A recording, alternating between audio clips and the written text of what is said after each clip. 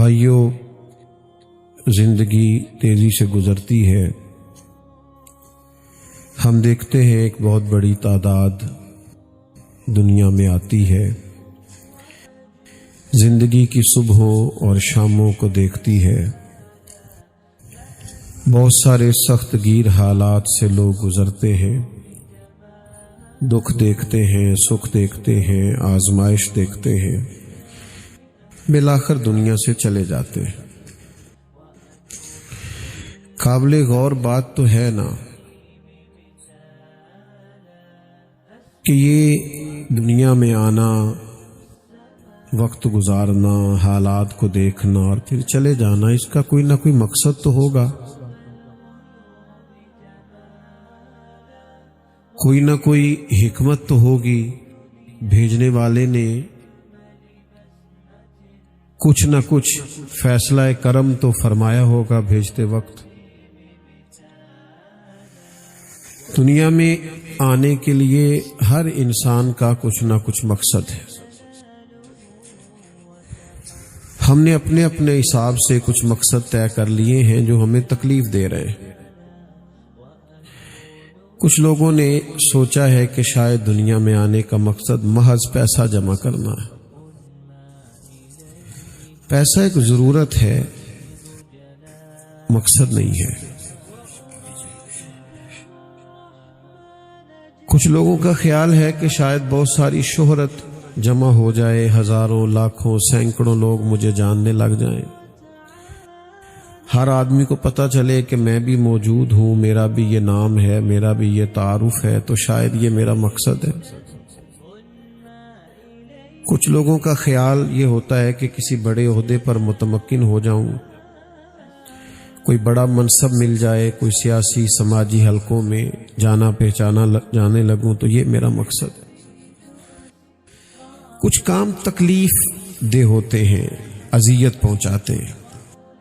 یہ دولت کی، شہرت کی، اقتدار کی محبت یہ بہت بڑا نقصان کرتی ہے انسان کی روح کا۔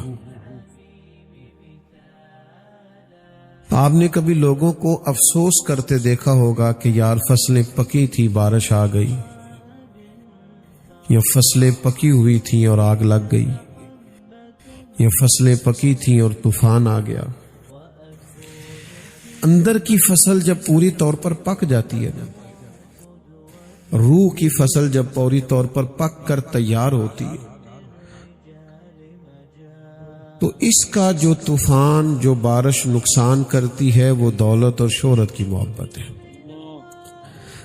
پورے طور پر روح اجڑ جاتی ہے، انسان کو پتہ بھی نہیں ہوتا، وہ باطنی طور پر پورے طور پر بے آباد ہو جاتا ہے۔ حدیث موجود ہے سیاستہ میں، نبی کریم صلی اللہ تعالی علیہ وسلم نے ارشاد فرمایا کہ دو بھوکے بھیڑیا ویسے ہی خطرناک ہوتا ہے، اور بھوکا ہو پھر کتنا خطرناک ہوگا۔ حضور فرماتے ہیں دو بھوکے بھیڑیے بکریوں کے ریوڑ میں کھلے چھوڑ دیے جائیں، وہ اتنا نقصان نہیں کرتے جتنی دولت اور شہرت کی محبت انسان کے باطن کا نقصان کرتی۔ آپ سوشل میڈیا اٹھا کے دیکھیں، سیانے سیانے لوگ مشہور ہونے کے لیے کیا حرکات کر رہے ہیں۔ وزادار آدمی ہے، کچھ چیزیں اس کی طبیعت پر میچ ہی نہیں کر رہی، لیکن اسے شہرت چاہیے۔ دولت کمانے کے لیے لوگ کیسے کیسے خطرناک حربے استعمال کرتے ہیں۔ تو کریم رب نے فرمایا تمہارا دنیا میں آنے کا مقصد ہے، اس مقصد حیات کو سمجھو۔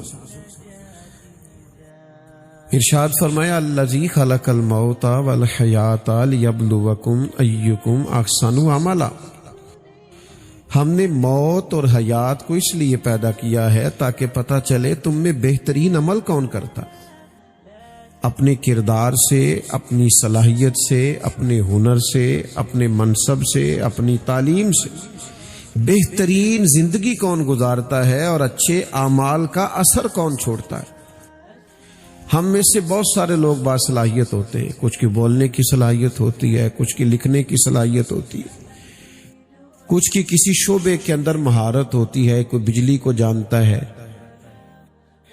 کوئی فن حرب و ضرب کو جانتا ہے، کوئی وکالت کے شعبے سے آگاہ ہے، کوئی میڈیکل کے شعبے سے وابستہ ہے۔ سارے لوگ باصلاحیت ہوتے ہیں، کوئی نہ کوئی خوبی اللہ تعالیٰ نے ہر بندے میں رکھی ہوتی ہے۔ حضرت سعدی شیرازی رحمت اللہ تعالی علیہ کے سامنے ایک شخص اپنے دوستوں کا شکوہ کر رہا تھا اور کہہ رہا تھا کہ میرے دوست بڑے ہی نکمے ہیں اور بڑے ہی بیکار ہیں اور ان کے اندر کوئی خوبی نہیں پائی جاتی اور ہمیشہ تانگی کرتے۔ تو حضرت سعدی اسے پھر بھی کہہ رہے تھے کہ دوستوں کو چھوڑنا نہیں چاہیے، غلطیوں کی اصلاح کی کوشش کرنی چاہیے۔ ہاں بدعقیدہ ہو جائیں، بد مذہب ہو جائیں تو بات الگ ہے، لیکن ویسے کوئی کمزوریاں آ جائیں تو ان کمزوریوں کی اصلاح ہوتی ہے، تربیت ہوتی ہے۔ آپ تربیت کر لیں لیکن وہ بندہ کہنے لگا جی ان میں کوئی خوبی پائی نہیں جاتی، تو حضرت سعدی فرمانے لگے یہ تو نہیں نہ ہو سکتا کہ اللہ نے بندہ بنایا اور اس میں خوبی کوئی نہ ہو۔ وہ کہنے لگا حضور ان میں کوئی خوبی نہیں۔ فرمانے لگے چل پھر سن، پانی اگر بڑا گدلا بھی ہو نا، میلا کچیلا بھی ہو، تو آگ بجھانے کے کام پھر بھی آ جاتا ہے۔ اسے پی نہیں سکتے، اسے وضو نہیں کر سکتے، اسے کسی خاص استعمال میں نہیں لا سکتے، پر آگ جیسی خطرناک چیز پھر بھی بجھا سکتا۔ تو اللہ نے ہمارے اندر صلاحیتیں رکھی ہوتی ہیں، ایک تو ہم اپنی صلاحیت کو پہچانتے نہیں، غور نہیں کرتے کہ ہمارے اندر ہمارے رب نے کیا خوبی رکھی۔ نبی رحمت صلی اللہ تعالی علیہ وسلم کا کمال یہ ہے کہ حضور نے لوگوں کی چھپی ہوئی خوبیاں نکھار ڈالی۔ حضور نے انہیں بتایا کہ تم یہ کر سکتے ہو، یہ تمہارے اندر انقلاب ہے۔ جو لوگ سمجھتے تھے کہ ہم صرف بکریاں اور اونٹ ہی چلا سکتے ہیں، مدینے والے محبوب نے فرمایا نہیں، تم دنیا کا نظام بھی چلا سکتے ہو، تم حکومت بھی سنبھال سکتے ہو۔ خود نہ تھے جو راہ پار اوروں کے ہادی بن گئے۔ وہ کیا نظر تھی جس نے مردوں کو مسیحا کر دیا؟ تو پہلے تو اپنے اندر دیکھیں کیا خوبی کیا پائی جاتی ہے، آپ کیا کر سکتے ہیں، کیا آپ کے اندر کمال پایا جاتا ہے۔ اپنی اس صلاحیت کو پہچانیں اور پہچاننے کے بعد پھر اس سے مثبت کام لیں، منفی کام۔ کچھ لوگوں کے اندر صلاحیت ہوتی ہے منفی کام لیتے ہیں۔ ایک دانشور نے لکھا ہے یہ جو لوگ فراڈ کرتے ہیں نا، فراڈ، میرے خیال ہے فراڈ کا ترجمہ کرنے کی ضرورت تو نہیں، آپ سب کو پتہ ہے فراڈ کیا ہوتا ہے۔ وہ کہتے ہیں یہ جو لوگ فراڈ کرتے ہیں نا یہ بڑے ذہین لوگ ہوتے ہیں۔ نہیں اتنے بڑے مالدار کو، کروڑ پتی آدمی کو لوٹ لیا، سیانے تھے تو لوٹ لیا نا، بیوقوف آدمی تو نہیں لوٹ سکتا۔ کہتے ہیں یہ جو فراڈ، آپ کی پھر توجہ مجھے درکار ہے، یہ جو لوگ فریب کرتے ہیں نا، فراڈ کرتے ہیں، دھوکہ دیتے ہیں، یہ بڑے ذہین لوگ ہوتے ہیں۔ ان میں کمال پایا جاتا ہے کہ اتنا پڑھا لکھا آدمی ہے، اتنا بڑا بزنس مین ہے، اتنا بڑا مالدار ہے، لیکن اس کو شیشے میں اتار لیا، لوٹ کے لے گئے۔ اصل بات کیا ہے؟ اصل بات یہ ہے کہ ان لوگوں کے اندر کمال ہوتا ہے، لیکن یہ اپنے کمال کا غلط استعمال کرتے ہیں۔ اگر یہ اس کا صحیح استعمال کرے نا، اللہ کرے آپ کو سمجھ آئے میری بات کی، چلے میں ایک مثال دے کے سمجھاتا ہوں اور بات آسان ہو جائے۔ ہارون رشید کے پاس نا ایک مداری آیا تھا، کرتب دکھانے والا، اسکولوں میں آتے تھے نا میجک شو کرنے والے، تو اس کے پاس سوئیاں تھیں، اس نے ایک سوئی پھینکی، کچی دیوار میں جا کے لگی، دوسری سوئی پھینکی تو وہ چھوٹا سا سوراخ ہوتا ہے سوئی کے پیچھے دھاگا ڈالنے کو، پنجابی میں تو نکا کہتے ہیں اس کو۔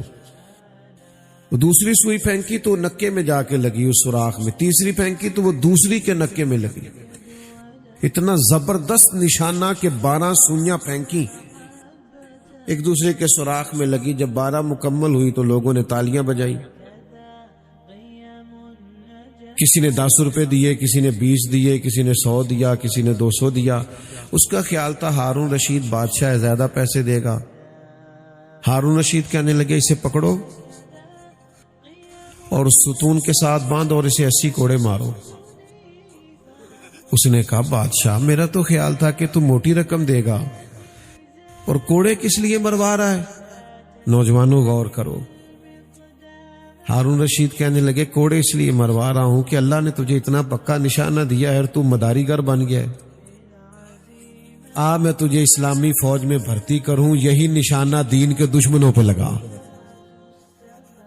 تیرے اندر صلاحیت ہے، تیرے اندر خوبی ہے، اس خوبی کا مثبت استعمال کر، خیر کے کاموں میں اس خوبی کو لگا. امام بخاری میں صلاحیت تھی نا، انہوں نے اپنی خوبی لگائی اور امت کو بخاری شریف عطا کی. امام مسلم لکھنا جانتے تھے، سفر کیا، محبوب کی احادیث کا ذخیرہ جمع کیا، ان کی چھان پھٹک کر کے، واضح کر کے، دلائل دے کے، درجہ بندی کر کے طے کیا. لوگوں میں خوبیاں تھیں، انہوں نے دین کے لیے لگا دی، عمریں لگا دی، ڈیوٹیاں کر دی. کیا ڈیوٹی کرتے تھے سیدنا بلال حبشی؟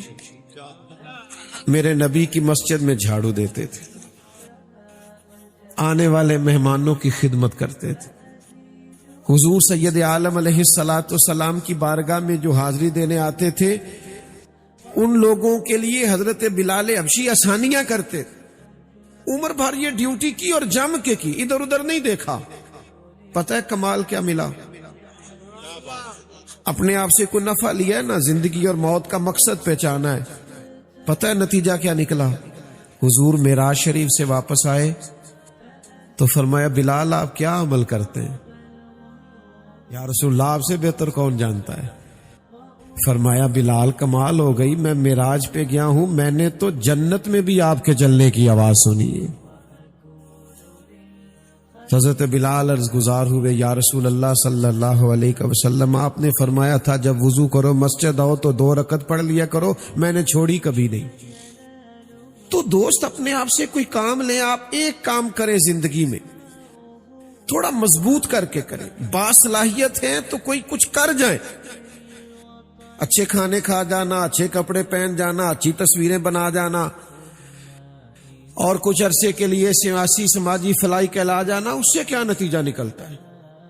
نتیجہ تو یہ ہے کہ آپ کا وجود نفع بخش ہو، آپ کچھ چھوڑ جائیں زندگی میں، کچھ ایسے صدقات جاریہ ہو جن سے پھر نفع ہوتا رہے، جن سے پھر برکت ہوتی رہے، جن سے پھر خیر بٹتی رہے، جس سے پھر آنے والے وقت میں لوگوں کے لیے آسانیاں ہوتی رہے. میں آپ کی خدمت میں عرض کروں، ایک وقت آتا ہے کہ پھر انسان کو نہ لگن لگتی ہے اب میں کچھ کروں، اب میں کوئی انقلاب برپا کروں، اپنے آپ سے کوئی کام لوں، پھر اس وقت دیر ہو جاتی ہے. آپ کی توجہ ہے میری بات پر؟ صحت مند لوگ بیمار ہونے لگتے، جوان لوگ بوڑھے ہونے لگتے، تندرست وجود کمزور ہونے لگتے. انسان آہستہ آہستہ محسوس کرتا ہے کہ اس کے قوا اور اعصاب کمزور ہونے لگے. اس وقت سے پہلے کہ جب بڑھاپا آ جائے، اس وقت سے پہلے کہ جب انسان کمزور ہونے لگ جائے، اس وقت سے پہلے کہ جب انسان کے اندر یہ چیزیں طاری ہونے لگ جائیں، ہمیں کچھ نہ کچھ اعمال حسنہ، کچھ نہ کچھ خیر سمیٹنی چاہیے، کچھ نہ کچھ نفع لینا چاہیے، کچھ نہ کچھ برکات حاصل کرنی چاہیے. نبی کریم صلی اللہ تعالی علیہ وسلم نے فرمایا تم نے نا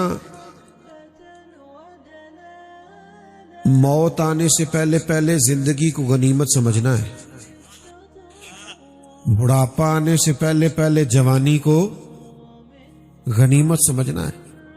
فرمایا بیماری آنے سے پہلے صحت کو غنیمت سمجھنا، اچھے اعمال ترتیب دینے، اپنی صلاحیت کو اور اپنے وقت کو اور اپنے اوقات کو صحیح کر کے مینج کرنا ہے، خیر جمع کرنی ہے، اپنی آخرت کے لیے برکات جمع کرنی، کوشش کرنی ہے کہ ہم اپنے آپ سے کچھ ایسا کر جائیں کہ جس کی وجہ سے پھر اللہ تعالیٰ کی رحمت اور اس کا فضل ہماری طرف متوجہ ہو اور ہماری دنیا اور آخرت بن جائے. لیکن شرط وہ ہمارے ایک بزرگ تھے تو فرماتے ہیں کسی کو سمجھا رہے تھے، اسے کہہ رہے تھے کہ یار کوئی اعمال خیر کر. تو آپ کو پتہ ہے لوگوں نے اپنی اپنی طبیعت کے لیے، اپنے آپ کو مطمئن کرنے کے لیے کچھ نہ کچھ دلیلیں بھی یاد کی ہوئی ہوتی ہیں. یہاں تو کسی سے کہنا کہ تو یہ کام کرتا ہے تو کہنا میں کیڑا کلا کرنا، ساری دنیا ہی کر دی. حالانکہ نیکیاں جمہوری نہیں ہوتی کہ پہلے سارے لوگ ٹھیک ہوں گے تو پھر آپ نے ہونا ہے. سب غلط بھی چلیں تو آپ نے اپنا رستہ ٹھیک رکھنا ہے. آمدام برسر مطلب وہ کہتے ہیں میں نے اس شخص سے کہا کہ تو ٹھیک ہو جا، تو کہنے لگا حضرت آپ ڈراتی رہتے ہیں ہر وقت، اللہ کی رحمت تو بہانہ تلاش کرتی. تو فرمانے لگے یہی تو تجھے سمجھا رہا ہوں، کچھ ایسا کر کہ بہانہ بن جائے اس کی رحمت کا. کچھ ایسا کر کہ بہانہ بنے اور اس کی رحمت متوجہ ہو. تو بھائی کچھ ایسا عمل کریں، کچھ ایسا زندگی میں کر گزریں. دیکھو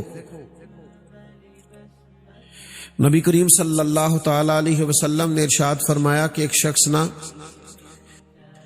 اپنے گھر سے نکلا اور وہ باہر آیا، تو باہر آن کر کے اس نے دیکھا کہ رستے میں نا چوک میں ایک درخت لگا ہوا ہے. میں نے زیادہ باتیں نہیں کرنی، آپ توجہ کریں، بس میں بات کو سمیٹتا ہوں تھوڑی دیر میں.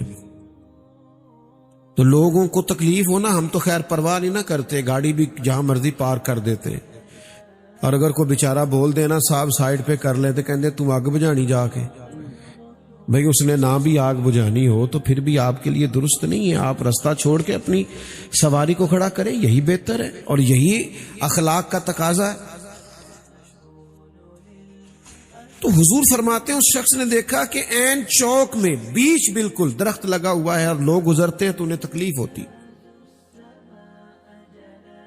تو اس شخص نے کیا کیا، اس نے اکیلے نے نا وہ درخت کاٹ دیا، لوگوں کا رستہ کشادہ کر دیا کہ اللہ کے بندے گزرے تو انہیں تکلیف نہ ہو. فرمایا اس نے لوگوں کا رستہ کشادہ کیا تھا، اللہ تعالیٰ نے اس کے لیے اپنی رحمت سے معافی کا فیصلہ فرما دیا.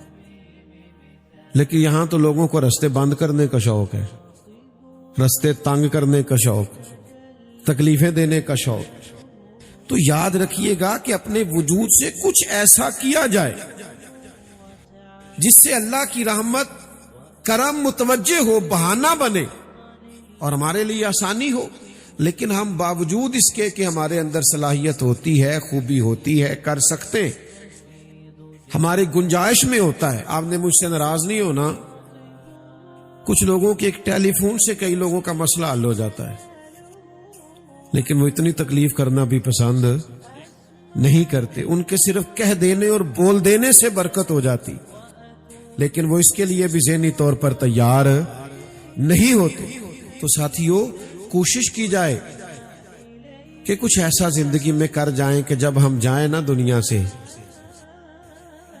تو دعائیں کرانی نہ پڑے، دعائیں نکل جائیں دلوں سے. جو آئے وہ دعا کر کے جائے کہ یار کمال ہو گئی، یہ تو بندہ ہی بڑا قابل تھا، یہ تو بندہ ہی بڑا انفرادی تھا. یعنی دعائیں، وہ مرحوم واصف علی واصف تھے نا، تو سکول ایک بنا رکھا تھا، پرائیویٹ سکول، ریٹائرمنٹ. آپ کی توجہ ہے میری بات پر؟ تو ایک دن وہ کلرک کہنے لگا کہ حضرت میں لوگوں سے کہتا ہوں اتنی فیس دیں تو آپ کے پاس جاتے ہیں تو آپ کہتے ہیں فری داخل کر لو. تو ہر روز اتنے بندے آپ فری داخل کر رہے ہیں تو کاروبار کیسے چلے گا؟ تو فرمانے لگے تیرا کیا خیال ہے؟ میں کاروبار کر رہا ہوں. انہوں نے کہا پھر کیا کر رہے ہیں؟ کہنے لگے اپنے جنازے کے بندے پکے کر رہا ہوں. میں اپنے جنازے کے اکھاں جدوں میٹیاں زمانہ مینوں روے گا، اپنا تے اپنا بیگانہ مینوں روے گا. جدوں نہ میں دسیا میں خاراں نوں میں خانے وچ، پھر جام ٹوٹ جان گے تے میں خانہ مینوں روے گا. کئی لک لک رون گے تے کئی بک بک رون گے، گلیاں دا یانا تے سیانا مینوں روے گا. تو کو کام ایسا کیا جائے جس سے انسان کے لیے صدقہ جاریہ بچے. باقی یہ کہ ہم آ رہے ہیں، ہم جا رہے ہیں، یہ میں یہاں حاضر ہوں، میں یہاں پہنچ گیا ہوں، میں یہاں سے نکل گیا ہوں، اب سارا دن سٹیٹس لگائیں منع نہیں ہے، پر یہ کہ بھائی اپنے وجود سے کوئی کام بھی لیں، کچھ ایسا کریں جس کی برکات مرنے کے بعد قبر میں بھی نصیب ہو، جس کی برکات مرنے کے بعد آخرت میں بھی نصیب ہو، جس کا کچھ نفع بھی حاصل ہو۔ اب تو ہم اپنے دینی کاموں کو بھی دنیا بنا لیتے، اس میں بعض اوقات اتنا دکھاوا ہو جاتا ہے کہ دینی کام دینی رہتا ہی نہیں، وہ دنیا بن جاتا ہے۔ میں نے آپ سے وعدہ کیا تھا لمبی چوڑی تقریر نہیں کرنی، پر ایک دو بات سنیں تاکہ اپنی بات کو سمیٹنے کی طرف آؤں۔ حضور علیہ السلام نے فرمایا ایک تاجر، محض تاجر تجارت کرتا ہے، یعنی اسلام آپ کو یہ نہیں کہتا کہ آپ سارے کاروبار چھوڑ دیں، نوکریاں چھوڑ دیں، تسبیحات لے لیں، مسجد میں بیٹھ جائیں، دنیا کا کوئی کام ہی نہ کریں۔ اسلام کہتا ہے سارے کام کرو، بس اپنی اپنی سیٹ پہ بیٹھ کے نا تو اللہ کے بندوں کا بھلا کرو۔ میرے پاس نا ایک مخصوص محکمے کے کچھ لوگ آئے، کہنے لگے ہمیں کو نصیحت کر دیں، تو میں نے کہا میری نصیحت یہ ہے کہ جیڑا بندہ تہاڈے کو کام ہوندا ہے نا انہوں یہ نہ آکھیا کرو کل آئی، بھائی اتنی نصیحت ہے، اگر آپ کر سکتے ہیں تو آج ہی کر دیں۔ اللہ کے بندوں کو آسانی دیں، اللہ آپ پہ آسانی کر دے گا۔ کل آنا، پرسوں آنا، شام کو آنا۔ اچھا پھر مزے کی بات یہ کہ کوئی واقف مل گیا تو پھر اٹھ کے مل بھی لیتے ہیں، پھر چائے بھی پلا لیتے ہیں، پھر کام بھی کر دیتے ہیں۔ تو آپ نے اپنے منصب کا فریضہ نہیں ادا کیا، آپ نے تو تعلقات نبھائے۔ آپ کا منصب یہ تھا کہ جو بھی آتا آپ پیار کرتے، جو بھی آتا آپ محبت کرتے۔ تو میرے عزیز حضور فرماتے ایک تاجر تھا، تجارت کرتا تھا۔ تو ظاہر ہے کہ سب لوگ امیر نہیں ہوتے، کچھ غربا بھی ہوتے ہیں، تو کچھ غریب لوگ نہ ادھار لے جاتے تھے۔ تو پھر وہ تقاضا کرنے کے لیے لوگوں کو بھیجتا کہ جاؤ، بھیجتے ہیں نا سیلز مین کو پیسے، ہم اگرائی کہتے ہیں اپنی زبان میں، کہ جاؤ گرائی کر کے لاؤ۔ تو وہ جاتا کہ جا کر کے پیسے تم لوگوں سے لے کے آؤ۔ تو حضور فرماتے ہیں وہ پتہ کیا کرتا، وہ تاکید کرتا کہ جو آدمی امیر ہو اور جان بوجھ کے پیسے نہ دے اس پہ سختی کرنا، لیکن اگر کوئی غریب ہو، تنگ دست ہو، مجبور ہو تو اسے گنجائش دے دینا، ہمارا گزارا ہوتا ہے۔ قیامت میں جب وہ اللہ کے حضور کھڑا ہوگا تو رب اسے معاف کر دے گا۔ تو وہ عرض کرے گا مالک اس معافی کا سبب کیا بنا؟ تو اللہ فرمائے گا تو کہا کرتا تھا نا جو غریب ہوا اسے آسانی دے دینا۔ یا اللہ میں کہا کرتا تھا، فرمایا تو میرے بندوں پہ آسانی کرتا تھا تو میں آج تیرے اوپر آسانی نہ کروں؟ تو بھائی جو آپ خیر کر سکتے ہیں، جو آپ بھلا کر سکتے ہیں، جو آپ ڈیوٹی کر سکتے ہیں۔ دیکھو نا آج ہمارے زمانے میں کیا کس نظر سے لوگ دیکھتے ہیں مسجد کے مؤذن کو۔ اب تو امام خطیب کی کوئی قدر نہیں ہوتی جو 5 وقت نماز پڑھاتا ہے، لیکن جو